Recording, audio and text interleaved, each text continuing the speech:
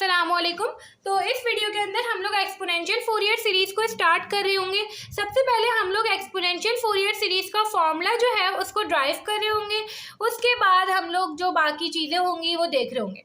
अब देखिए, हम लोगों ने ट्रिग्नोमेट्रिक फोरियर सीरीज पढ़ ली थी। उसका फॉर्मूला हमारे पास कुछ ये होता था, a0 + an cos omega t, omega n होता था। मगर अभी मैं सारा काम 1 के लिए कर रही हूँ फॉर एग्जाम्पल, तो यहाँ पे 1 रख दिया plus bn sin omega t। ठीक है, अब हम इसकी कॉम्पैक्ट फॉर्म निकाला करते थे। an और bn की हेल्प से हम लोग cn निकाला करते थे और cos हो जाता था यहाँ पे सिर्फ, और यहाँ पे एक एडिशनल एंगल आ जाया करता था जो कि हम खुद निकालते थे an और bn की हेल्प से। ठीक है, ये हमारे पास कॉम्पैक्ट फॉर्म होती थी। हमेशा याद रखिएगा कि जो कॉम्पैक्ट फॉर्म का कांस्टेंट है और जो आप एक्सपोनेंशियल का कांस्टेंट होगा उसको सेम नाम से मुखातिब नहीं करिएगा। दोनों अलग अलग चीज़ें हैं। आपके पास ट्रिग्नोमेट्रिक फॉर्म अलग होती है, एक्सपोनेंशियल अलग होती है। दोनों का रिलेशन ज़रूर निकालेंगे, दोनों सेम नहीं है, दोनों के कांस्टेंट सेम नहीं है। ठीक है, तो ये Cn है जो कि कॉम्पैक्ट फॉर्म होती है ट्रिग्नोमेट्रिक की, ये उसका कांस्टेंट है। ठीक है, तो ये हमारे पास हो गया। अब मुझे इसको एक्सपोनेंशियल में बदलना है, तो मैं क्या करूँगी, सिंपल कॉस, ये जो पूरी इसकी जगह आइडेंटिटी लगा दूंगी। मैंने आइडेंटिटी लगा दी, जे थीटा होते हैं यहाँ पे, जो कॉस का एंगल होता है वो आ गया, माइनस जे थीटा जो कॉस का एंगल होता है वो आ गया। ठीक है, डिवाइड बाय 2, ये हमारे पास फॉर्मूला होता है आइडेंटिटी के लिहाज से। Cn को हमने मल्टीप्लाई कर दिया दोनों टर्म से, हमारे पास कुछ ये एक्सप्रेशन आ गई। अब देखिए, ये मुझे एक्सपोनेंशियल फॉर्म में लग तो रही है, मगर मैंने सिंपल क्या किया, ये जो एक कॉन्स्टेंट पार्ट है मैंने इसको dn से मुखातिब कर दिया और इसको d माइनस एन से, क्योंकि यहाँ पे माइनस जे था तो d माइनस एन से मुखातिब कर दिया। अब ये मेरे पास एक एक्सपोनेंशियल फॉर्म बन चुकी है। ठीक है, a0 को हमने d के लिहाज से रखा, क्योंकि सब हम d के लिहाज से रख रहे हैं एक्सपोनेंशियल में, तो ये d0 हो गया।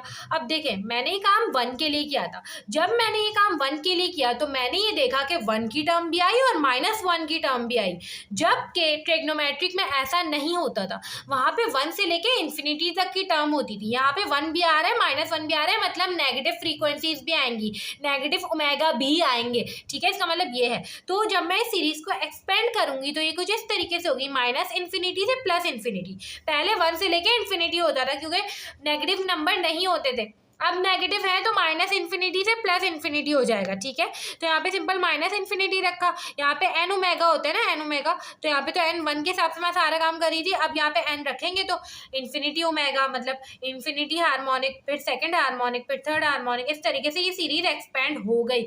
इसको अगर हम एक जनरल फॉर्म में लिखना चाहें कि एक्सपोनेंशियल की जनरल फॉर्म क्या होती है, तो ये बन जाएगी -इन्फिनिटी टू इन्फिनिटी। हमेशा याद रखें, ट्रिग्नोमेट्रिक में 1 to इन्फिनिटी होता है। हमने रीजन देखा क्या होता है, वहाँ पे नेगेटिव चीज़ें नहीं होती, यहाँ पे नेगेटिव होती हैं, तो इसलिए -इन्फिनिटी से इन्फिनिटी। फिर dn 1 भी होगा, -1 भी होगा, 2 भी होगा, -2 भी होगा। ठीक है, जे ओमेगा एन टी। अब देखें, यहाँ पे हमें दो चीज़ें निकालनी है, एक हमें dn निकालना होगा और एक हमें d0 निकालना पड़ेगा। तो dn के लिए हमारे पास ये फॉर्मूला होता है, जैसे हमारे पास वहाँ पे an और bn के लिए फॉर्मूलाज हुआ करते थे। ठीक है, आपने सिंपल ये अप्लाई करना है, आपके पास dn की वैल्यूज़ आ जाएंगी। अब आपके पास दो पॉसिबिलिटीज़ होंगी। दो पॉसिबिलिटीज़ ये हैं कि आपके पास dn का आंसर या तो कॉम्प्लेक्स आएगा या तो सिंपल मैग्नीट्यूड निकल के आएगा। देख लेंगे कि जब आपके पास कॉम्प्लेक्स आता है जब आपने क्या करना है, और जब मैग्नीट्यूड आता है जब आपने क्या करना है। ठीक है, अब फिर आपने d0 निकालना है। d0 के लिए आपके पास वही a0 वाला फॉर्मूला है, मगर एक और तरीका है। तरीका ये है कि आपके पास जो dn का आंसर है, d0 का मतलब क्या है, n की जगह 0, तो dn का जो आंसर है उसमें n की जगह 0 रखें ना, आपके पास d0 निकल के आ जाएगा। an bn a0 वाले में हम इसलिए नहीं करते थे, वहाँ पे दो मैग्नीट्यूड होते थे, मतलब an भी होता था, bn भी होता था। तो आप a की वैल्यू में 0 पुट करें तो वो शायद थोड़ा कंफ्यूजिंग हो जाता, इसलिए हमने वहाँ पे एक अलग इंटीग्रल जो है वो अप्लाई करके निकाल लिया करते थे कि कहीं ऐसा ना हो bn में भी हम 0 पुट करके उसकी वैल्यू निकाल लो, तो मतलब मसले होते थे। मगर यहाँ पे तो सिर्फ एक ही कोफिशिएंट है ना आपके पास, तो n की वैल्यू जब आप 0 रखेंगे तो आपके पास d0 की टर्म निकल कर आ जाएगी। ठीक है, तो ये आपके पास चीज़ है। अब हमें कुछ फॉर्मूलाज देखने हैं जो कि हमें कॉम्प्लेक्स और मैग्नीट्यूड, और दोनों जो फॉर्म है हमने पढ़ी है ट्रिग्नोमेट्रिक फोरियर सीरीज और एक्सपोनेंशियल फोरियर सीरीज, उनको हम आपस में रिलेट किस तरीके से करते हैं, अब हम वो देख लेते हैं। अब देखिए ये हमारे पास कुछ फॉर्मूलाज हैं जो हमें डिफरेंट पॉसिबिलिटीज़ के लिहाज से यूज़ करने पड़ेंगे। इसको हम सही से समझ लेते हैं। देखिए इन फॉर्मूलाज को हमें इसलिए समझना है, एक तो कॉम्प्लेक्स वाला मसला भी है कि फॉर एग्जांपल मेरे पास dn की वैल्यू कॉम्प्लेक्स में आ जाती है, तो मैं उसको एज अ सीरीज तो मैं शो कर सकती हूँ। फॉर एग्जाम्पल मेरे पास एक कॉम्प्लेक्स नंबर आ गया तो मैं n को 1 रख के, 2 रख के, 3 रख के, 4 रख के मैं एक सीरीज बना सकती हूँ। सारा मसला वहाँ पर आएगा जहाँ पर मुझे फेज स्पेक्ट्रम या एम्पलीट्यूड स्पेक्ट्रम प्लॉट करना पड़ेगा। तो इधर मेरे पास मैग्नीट्यूड किधर है, इधर मेरे पास एंगल किधर है, तो मैं अपनी सीरीज को जो एक्सपोनेंशियल फूरियर सीरीज है उसको मैं स्पेक्ट्रम बना के शो ही नहीं कर पाऊंगी। तो मेरे पास कॉम्प्लेक्स नंबर को उसकी मैग्नीट्यूड की फॉर्म में और उसके एंगल की फॉर्म में लाना जरूरी है। तो हमें कैलकुलस से ये बात पता है कि मेरे पास अगर इस तरीके की फॉर्म हो an माइनस jbn तो वो बराबर हो जाता है एक मैग्नीट्यूड के, ठीक है, और ej एक एंगल के। मैग्नीट्यूड हम ऐसे निकाल सकते हैं an का स्क्वायर प्लस bn का स्क्वायर, और थीटा हम लोग tan inverse minus bn over an करके निकाल सकते हैं। ठीक है, ये काम हमें जब करना है जब हमारे पास कॉम्प्लेक्स फॉर्म आया करेगी। dn कॉम्प्लेक्स फॉर्म में निकल कर आएगा, आप dn निकाल लेंगे और थीटा n निकाल लेंगे। ठीक है, अब देखें हमें दो फॉर्म पता है, एक हमारे पास होती है एक्सपोनेंशियल और एक हमारे पास होती है ट्रिग्नोमेट्रिक। फॉर एग्जांपल आपको कहते हैं, एक सवाल देते हैं और आपको कहते हैं दोनों में करके दिखाओ, तो आप दोनों के लिए क्या अलग अलग काम करेंगे? ऐसी बात नहीं है, आप छोटे छोटे रिलेशन यहाँ पे हमने निकाल लिए हैं जिसकी हेल्प से एक दो स्टेप में ही वो काम हो जाएगा। कैसे? देखिए अभी हमने डेरिवेशन की थी, यहाँ से हमें पता चला कि ये जो हमारे पास ट्रिग्नोमेट्रिक का कोफिशिएंट है इसका रिलेशन बन रहा है dn के साथ। dn बराबर है cn over 2 e j phi के है, जे थीटा एन के की बात है। d माइनस एन बराबर है इसके। ठीक है, ये हमारे पास दो फॉर्मूला निकल के आ गए। एक चीज मैंने देखी वो ये कि dn और d माइनस एन इन दोनों का मैग्नीट्यूड सेम आ रहा है, cn ओवर 2 के बराबर आ रहा है, लिख दिया।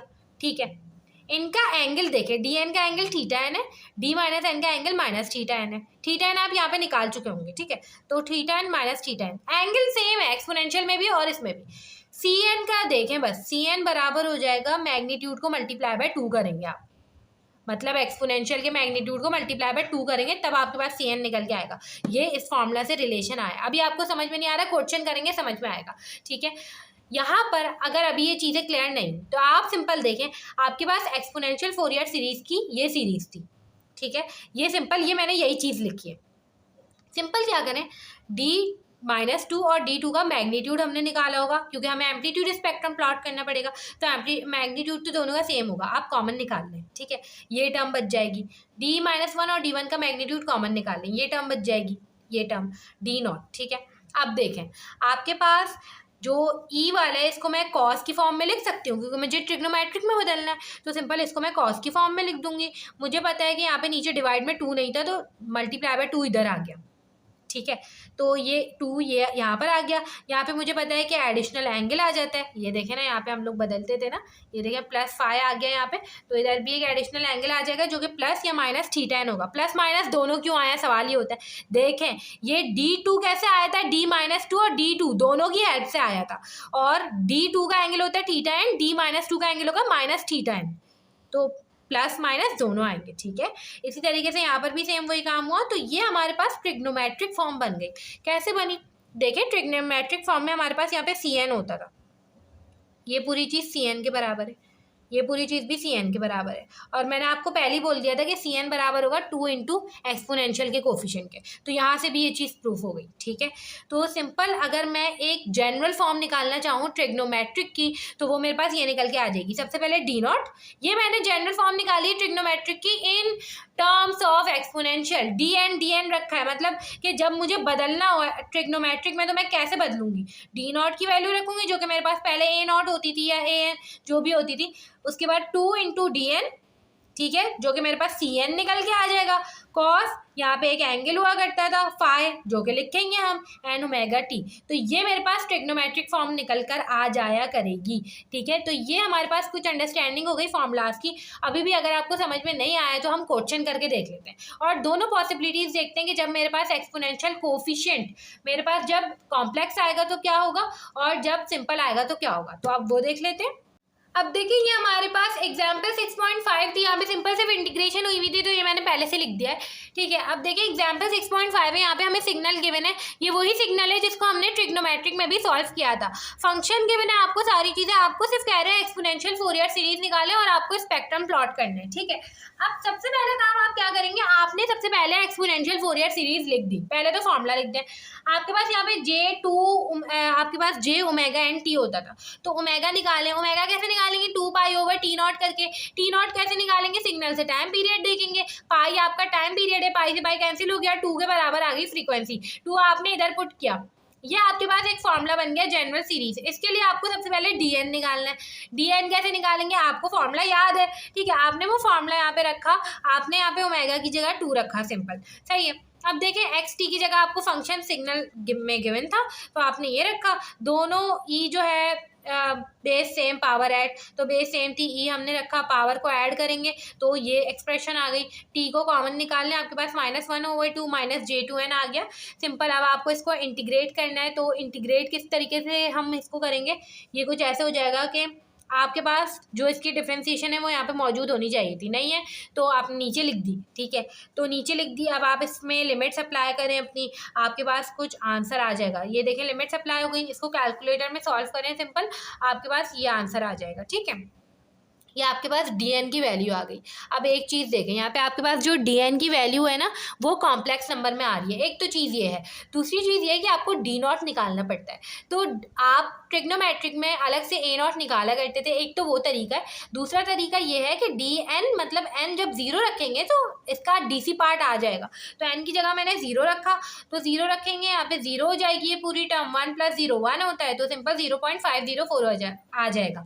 अब ये इधर हो रहा है कि यहाँ पे नीचे इन्फिनिटी नहीं बन रहा। हमेशा ज़्यादातर सवालों में ऐसा हो रहा होता है कि जब आप n की जगह 0 पुट करेंगे ना नीचे, तो आपके पास इन्फिनिटी बन रहा होगा, तो आप इंटीग्रेशन की तरफ जाएंगे, जैसे आप a0 की इंटीग्रेशन करते थे वैसे कर लें या तो, मगर उससे ज़्यादा बेहतर ये है कि आप ऊपर नीचे एल हॉपिटल रूल अप्लाई कर दें, उससे भी आपके पास निकल के आ जाता है। तो हम देख लेंगे जब ऐसे सवाल आएंगे। या आपके पास dn और d0 आ गया, ठीक है। अब देखें सिंपल, हमारे पास ये सीरीज थी, यहाँ पे लिख दी, ठीक है, dn की वैल्यू बाकी सब एज इट इज, ठीक है। अब देखें dn ये 0.504 कांस्टेंट है, बाहर निकाल लिया। अब देखें जब 1 मतलब d0 है, ये d0 की जगह 0.504 आएगा, ठीक है। यहाँ पे हमारे पास जब n में 1 पुट करेंगे तो 0.504 ओवर 1 प्लस का j4, n की जगह 1 और यहाँ पे n की जगह 1, तो ये टर्म आ जाएगी। हर टर्म में 0.504 था, d0 की वैल्यू में भी 0.504 था, तो वो कांस्टेंट बाहर लिख दिया, ठीक है, सिंपल। अब देखें यहाँ पे जब n की जगह 2 पुट करेंगे तो ये टर्म आएगी, -2 करेंगे तो ये, -1 करेंगे तो ये टर्म आएगी, -2 करेंगे तो ये टर्म आ गई। ये हमारे पास एक सीरीज निकल के आ चुकी है जो कि एक्सपोनेंशियल की सीरीज है, जो कि बिल्कुल ठीक है, कोई मसला नहीं है। आपको अगर कहा जाता है आप एक्सपोनेंशियल की सीरीज निकालें, बस आप यहाँ तक काम करके आ सकते हैं, बिल्कुल ठीक सवाल आपका हो चुका है सॉल्व। मगर एक चीज़ है, अगर आपको इसका स्पेक्ट्रम प्लॉट करने को दिया जाता है, जो कि कहेंगे, तो स्पेक्ट्रम कैसे प्लॉट करेंगे, उसके लिए आपको चाहिए था मैग्नीट्यूड, आपको ये फॉर्म तो चाहिए ही नहीं थी, ठीक है।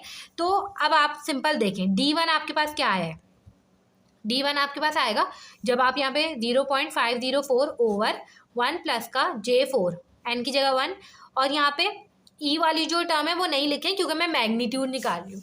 देखिए जब हमने फार्मूलाज पढ़े थे ना, तो हमें ये बात पता थी कि फार्मूलाज में जब हम मैग्नीट्यूड निकालेंगे तो यहाँ पे ई वाली टर्म से हम एंगल निकालेंगे। मैग्नीट्यूड सिंपल ऐसे आएगा, an² + bn², और ये कहाँ से आएगा, इस टर्म से। तो ये हम टर्म देख लेते हैं, तो ये हमारे पास सिर्फ इससे आ जाएगी।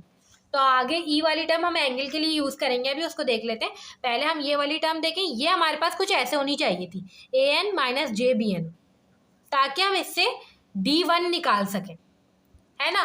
तो ये तो ऐसी टर्म है ही नहीं, मतलब कि यहाँ पे an क्या है, bn क्या है, आपको पता नहीं चल पा रहा, तो आप इसको पहले बनाएंगे ऐसी टर्म। अगर आपको अभी बात समझ में नहीं आई ना ये वाली, देखें भाई आपके पास an - jbn होना चाहिए था, तभी आप उससे dn निकालेंगे, है ना। तो dn निकालने के लिए आपके पास ये फॉर्म चाहिए, ये फॉर्म मैं इससे बनाऊंगी। एक्सपोनेंशियल को अभी छोड़े, उसको मैं एंगल के लिए यूज़ कर लूँगी, ठीक है। ये फॉर्म बनानी है, तो सिंपल ये हमारे पास क्या हो जाएगी भाई, 0.504 डिवाइड बाय 1 प्लस का j4 minus multiply by 1 - j4 divide by 1 - j4, ठीक है, अब देखें ये हमारे पास हो जाएगा 0.504, 1 माइनस J4 डिवाइड बाय 1 का square plus minus minus J का स्क्वायर -1 होता है तो ये प्लस हो जाएगा और 4 4 16 होता है। तो ये हमारे पास कुछ हो जाएगा 0.504, 1 से मल्टीप्लाई होगा माइनस 0.504 इंटू J4, नीचे डिवाइड में 17 आ जाएगा, 1 + 16 17 होगा तो 17 इसके साथ भी आएगा इसके साथ भी आएगा। ठीक है, अब इसको थोड़ा सा सॉल्व करें, ये हो जाएगा हमारे पास 0.504 divide by 17 0.0296 minus 0.504 multiply by 4 divide by 17 0.1186J। अब ये मेरे पास ऐसी टर्म आ गई है AN माइनस BNJ या JBN। अब आप देखें जब आपके पास DN इस तरीके की टर्म आ जाएगी, ठीक है, तो आप यहाँ से सिंपल DN भी निकाल सकते हो और θN भी निकाल सकते हैं। ठीक है, तो अब ये दोनों चीज़ें हम निकाल लेंगे जिसकी हेल्प से हम क्या कर सकते हैं, अपना स्पेक्ट्रम प्लॉट कर सकते हैं। DN में कैसे निकालूंगी, यहाँ पे मैंने फॉर्मूला लिखा था, θN का भी लिखा था। ठीक है, तो DN हमारे पास हो जाएगा √0.0296 का स्क्वायर प्लस 0.1186 का स्क्वायर, तो ये हो जाएगा 0.122। ये D1 की वैल्यू निकल के आई है। ठीक है, अब देखें हमने ये देखा था कि D1 और -1 का मैग्नीट्यूड दोनों सेम होगा। देखें DN और D - N, ये हमें यहाँ से पता चला था। ठीक है, तो आप निकाल के भी चेक कर सकते हैं, आप -n वाली टर्म भी ले लें, आप मैग्नीट्यूड निकालेंगे यही आएगा। ठीक है, तो आप निकाल के चेक कर लें, आपकी मर्जी है, मगर यहीं से आपको पता होना चाहिए। तो डायरेक्ट लिख लें D1 बराबर है D - 1 के। इसी तरीके से आप इसका एंगल कैसे निकालेंगे, θN निकाल लेंगे। ये हो जाएगा हमारे पास tan इनवर्स माइनस BN मतलब माइनस 0.1186 ओवर माइनस इसके साथ वाला ही होता है तो अलग से लिखने की ज़रूरत नहीं है आपको, 0.0296, ये आपके पास हो जाएगा -75.98। अब देखिए ये आपके पास आ गया है 1 के लिए, मतलब θ1 के लिए, ये आपने 1 के लिए काम किया, -1 के लिए क्या हो जाएगा, सिंपल θ -1 हो जाएगा आपके पास 75.98, क्योंकि हमने देखा था एंगल में सिर्फ माइनस का फर्क है। ये आपके पास इसके जो मैग्नीट्यूड भी आ गए, एंगल भी आ गए। अब इसकी हेल्प से आप लोग फेज स्पेक्ट्रम और एम्पलीट्यूड स्पेक्ट्रम प्लॉट कर सकते हैं और इन्हीं की हेल्प से आप लोग इसको ट्रिग्नोमेट्रिक में भी बदल सकते हैं। तो अब वो वाला काम देख लेते हैं हम लोग। अब देखिए सिंपल हमें इसका एम्पलीट्यूड स्पेक्ट्रम और फेज स्पेक्ट्रम प्लॉट करना है, तो हमने D1 का मैग्नीट्यूड निकाला, वही हमें पता होना चाहिए D - 1 का मैग्नीट्यूड भी है। इसी तरीके से हमने D1 का एंगल निकाला, आपको सिर्फ उसकी साइन चेंज कर देनी है तो वो आपके पास D - 1 का एंगल भी होगा। अब आपके ध्यान में आ रहा होगा कि यही कैलकुलेशन हम 2 के लिए भी करें, 3 के लिए भी करें, 4 के लिए भी करें, बहुत लंबी हो जाएगी। तो इसका एक शॉर्टकट तरीका भी है, आप सिंपल कैलकुलेटर में कॉम्प्लेक्स पर जाएँ, 2 पर आपके पास सिंपल ये 0.504 डिवाइड बाय 1 प्लस का 4 और J, इस तरीके से आ जाएगा आपके पास। ये देखें आपके पास ये वाली फॉर्म होती है ना जो हम AC सर्किट्स में किया करते थे, तो इसमें जो आपके पास मैग्नीट्यूड आता है यही असल में आपका मैग्नीट्यूड होता है और जो आपके पास एंगल आएगा वही आपका एंगल होता है। फिर आप माइनस के लिए भी साइन चेंज कर दें, बस आपको कुछ नहीं याद रहता, आप कैलकुलेटर यूज़ कर लें। ठीक है, सिंपल ऐसे कर लें, तो ये आपके पास हो जाएगा, आपको चीज़ें पता चल जाएंगी, ये आपके पास सारी वैल्यूज़ आ जाएंगी। अब आपने एम्पलीट्यूड स्पेक्ट्रम और फेज स्पेक्ट्रम प्लॉट करना है, तो सिंपल है, हमारे पास जो एक्स एक्सिस होता था उसमें फ्रीक्वेंसी होती थी, हमें ये बात पता है। सेम हमारे पास फेज स्पेक्ट्रम के लिए भी होता था, यहाँ पर एक्स एक्सिस पे फ्रीक्वेंसी होती थी। अब देखें यहाँ पर हमारे पास जो सीरीज़ है वो कुछ ऐसी है 2NT, मतलब जब N 1 होगा तो यहाँ पे 2 आएगा, तो सबसे पहले फ्रीक्वेंसी हमारे पास 2 है, फिर जब N 2 होगा तो 4 हो जाएगी, फिर 6, फिर 8। इसी तरीके से यहाँ पर नेगेटिव फ्रीक्वेंसीज का भी कॉन्सेप्ट है जो कि ट्रिग्नोमेट्रिक में नहीं था, -4, -6, -8। ठीक है, तो जो हमारे पास 0 है, यहाँ पे 0 फ्रीक्वेंसी है, तो D0 की वैल्यू जो आई थी वो आपने इधर प्लॉट करनी होती है, फॉर एग्जांपल 0.504। तो D1 मतलब N को 1 रखा है आपने, यहाँ पे 1 नहीं रखना। ठीक है, N को 1 रखा तो ये वैल्यू आई, N को 1 रखा तो फ्रीक्वेंसी 2 थी आपके पास। ठीक है, तो 2 पर आपकी वैल्यू 0.122 कुछ समथिंग आई फॉर एग्जांपल, तो आपने इस तरीके से बना दिया। जब आपने N को 2 रखा तो आपके पास वैल्यू 4 फ्रीक्वेंसी की होगी, तो 0 कुछ ऐसे। अब वही चीज़ है आपके पास इस तरीके से, इस तरीके से, ठीक है। मैग्नीट्यूड तो आपके पास पॉजिटिव ही रहेंगे, हमने देखा पॉजिटिव ही रहेंगे, तो ये इस तरीके से, इस तरीके से, इस तरीके से सेम हमारे पास प्लॉट होगा, नीचे की तरफ नहीं होगा। तो ये हमारे पास कुछ ऐसे हो गया। अब हम अगर फेज स्पेक्ट्रम देखें तो किस तरीके से होगा, यहाँ पे हमारे पास वही 2 4 6 8 -2 -4 -6 और यहाँ पे हो जाएगा -8। अब एंगल अगर हम देख रहे हैं तो एंगल हमारे पास 90 के करीब करीब है, तो यहाँ पे हमने पॉजिटिव 90 कर दिया और यहाँ पर हमने नेगेटिव 90 कर दिया। तो जब हमारे पास 2 था तो हमारे पास एंगल आ रहा था, जब 1 था तो एंगल क्या आ रहा था, -75.96, तो यहाँ पे कुछ इधर आ रहा था, ठीक है। जब हमने 2 रखा तो हमारे पास एंगल आया -82, मतलब कुछ और नीचे, तो कुछ इस तरीके से आ रही है, ठीक है। अब अगर हम यही काम माइनस में देखें तो -1 में एंगल पॉजिटिव आ रहे थे, मतलब 75 पॉइंट कुछ इधर। इसी तरीके से जब हम यहाँ पे देखें -2 में तो 82, मतलब थोड़ा ऊपर, इस तरीके से हमारे पास एंगल्स आ रहे हैं। तो आपने सिंपल इसको ज्वाइन कर लेना है, ये हमारे पास कुछ ऐसे आ रहा है।